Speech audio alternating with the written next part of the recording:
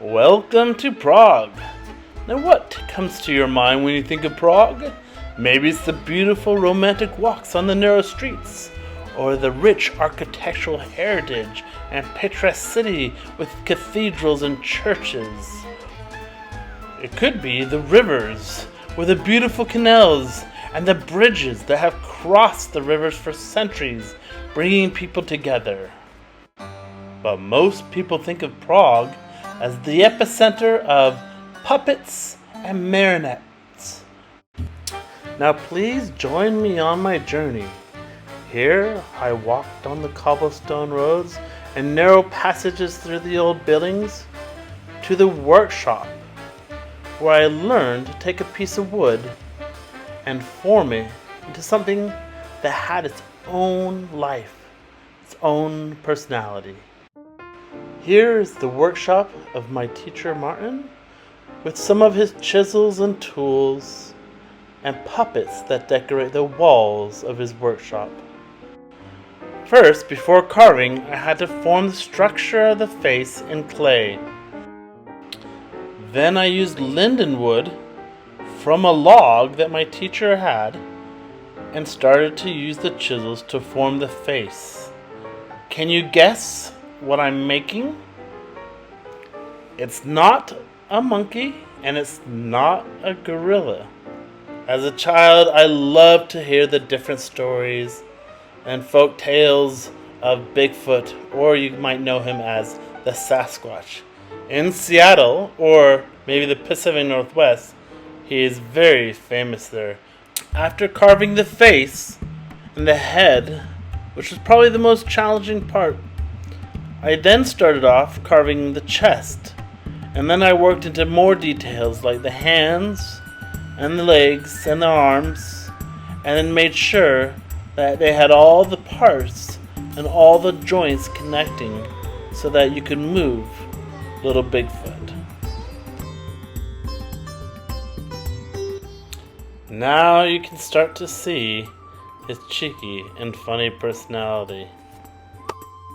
Now, none of this would have been possible without my teacher, so let me help you get to know a little bit more about him. Okay, this is my teacher Martin, and he's partner.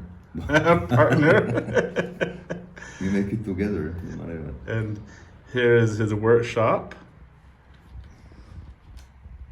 And there's Bigfoot in the distance there.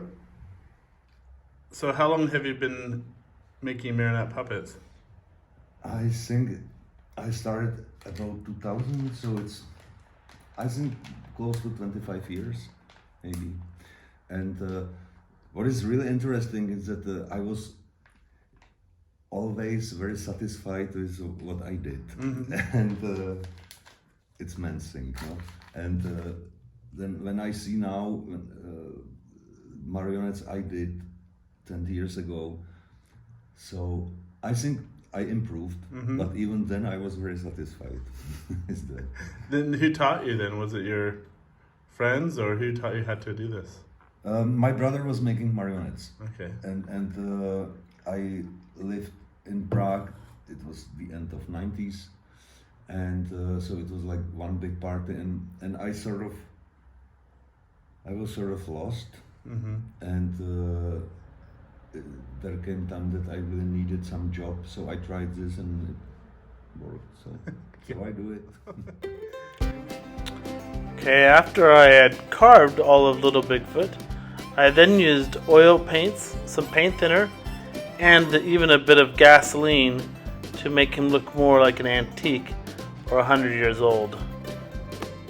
So I wouldn't maybe sit Little Bigfoot near the fire anytime soon. Instead of making actually a marionette puppet, I wanted something a little bit more easier to handle that I could put on my lap while reading a story. So I used a little bit of a different method of making Little Bigfoot. And as you can see here, one of the challenges is I wanted him to have his mouth move. So we did this by actually drilling a hole through Little Bigfoot's head and connecting his mouth to the contraption on the back of his head. And this is, of course, much different than a regular marionette puppet where you basically move it through strings. I had one extra day after finishing Little Bigfoot, so I thought to make him a little bit more playful. With the help of my daughter, we made him a couple of toys to go along with him so he wouldn't be too lonely.